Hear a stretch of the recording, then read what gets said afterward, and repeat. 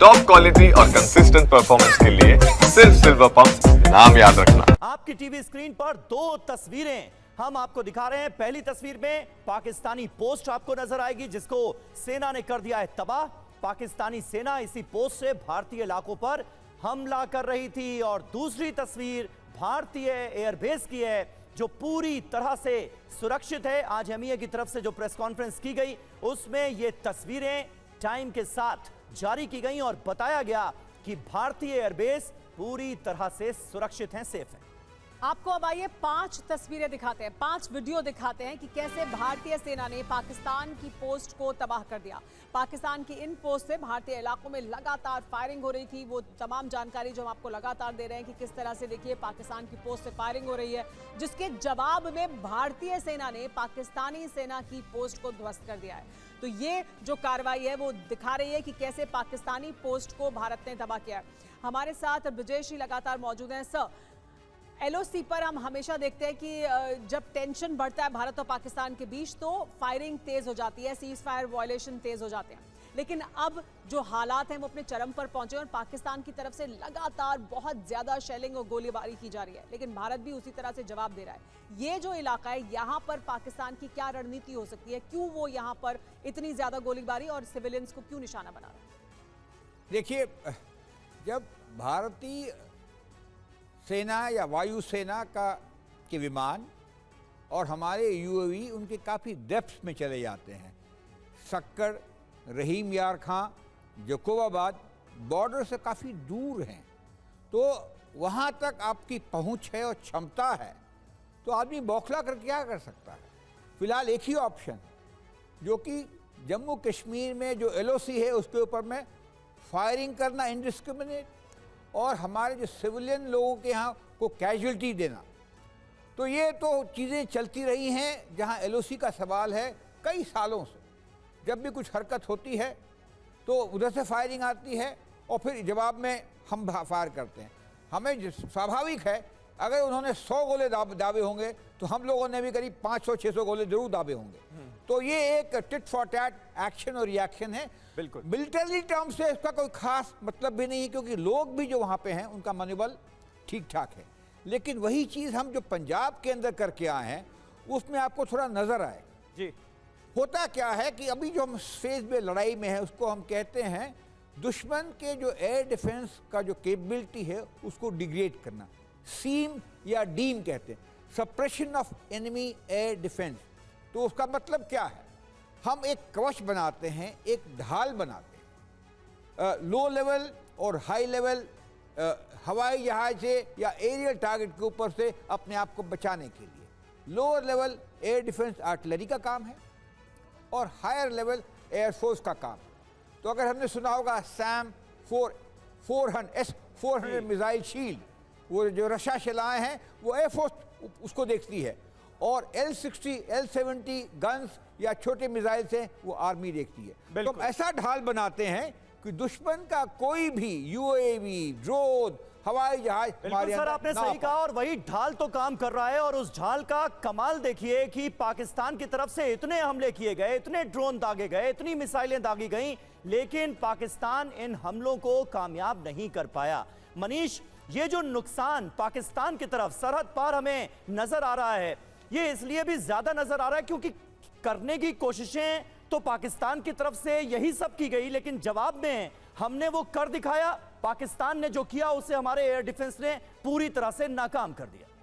बिल्कुल, देखिए ऑफेंस तो दोनों तरफ से हुआ था, दोनों तरफ से अटैक करने की कोशिश की गई, लेकिन हमारा डिफेंस भी मजबूत था। और किसी भी गेम में अगर आपका अटैक और आपका डिफेंस दोनों मजबूत है तो आपकी जीत सुनिश्चित होती है, वहीं दूसरी तरफ दुश्मन को नुकसान पहुंचता है। वही बात पाकिस्तान के साथ हुआ। बीते 24 घंटे में पाकिस्तान को जबरदस्त नुकसान पहुंचा है। उसका कारण यह है कि पाकिस्तान की एयर डिफेंस सिस्टम उतनी मजबूत नहीं थे, उतने कारगर नहीं थे, या फिर उन्होंने इंगेज नहीं किया, चाहे जो भी सोच करो। और यही वजह है कि लाहौर में उनके एयर डिफेंस सिस्टम को ध्वस्त करने से लेकर हमने जो 6-7 पाकिस्तान के क्रिटिकल एयरबेस पर अटैक किया, उसको क्षतिग्रस्त किया। उसकी वजह यही है कि वहां पर इसका मतलब है कि पाकिस्तानी एयर डिफेंस सिस्टम मौजूद नहीं था।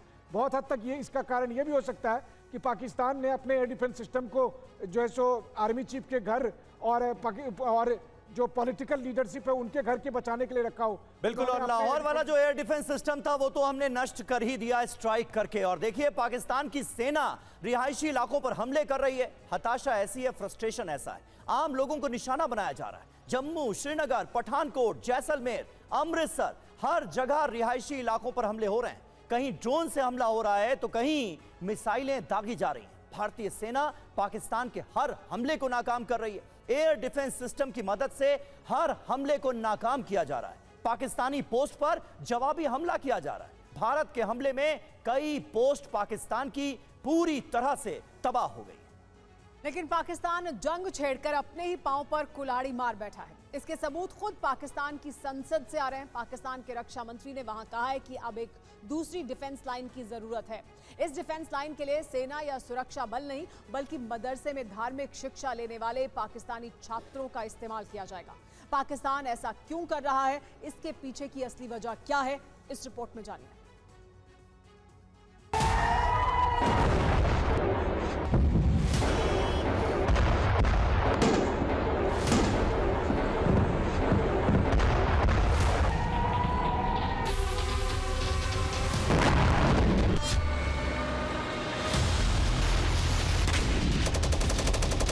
पाकिस्तान में भारत के हमलों से डर का माहौल है। लाहौर, रावलपिंडी के सैन्य ठिकाने भारतीय बारूद का स्वाद चख चुके हैं।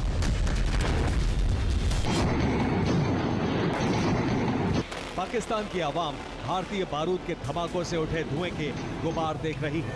बारूद की गंध पाकिस्तान के कई शहरों में फैल गई है।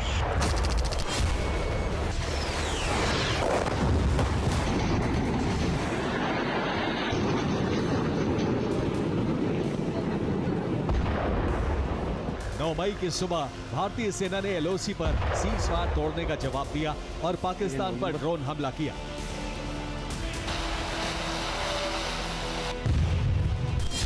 भारतीय सेना का ड्रोन पाकिस्तान के ओकारा कैंट में गिरा और इससे कैंट इलाके में तैनात सैनिक अपनी पोस्ट छोड़कर भाग निकले।